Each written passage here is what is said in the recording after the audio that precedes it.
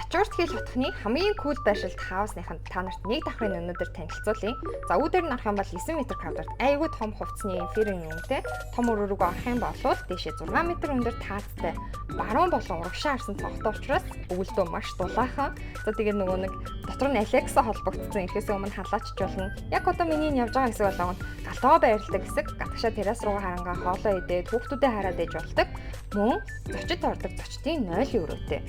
Яг нэг Америкт байдаг Beverly Hills-ийн хаусууд байдаг шүү дээ. Ер нь хэвэн шиг зохион байгуулалттай. Галлагоонд ийм гоё цонхтой. За хэдүүлээ гадагшаа гарах юм бол хоошоо 500 м квадрат террастай эндээ жакуз байршуулж болно, бассейн байршуулж болно. Би та нарт надад хамгийн таалагдсан супер гэж бодсон юм яриаг байгаа. Тэр нь яг ихээр цонхоо нэгээд харах юм бол яг урд талд чинь уул танай байршлаас бүр доор харагддаг. Яг энэ урд харагдаж байгаа нь цэцэг үний оргил ахгүй юу? Тэгснээ ардталтаа дахиад ой модтой тийшээ хайкинг хийж болдог, зугаалж болдог.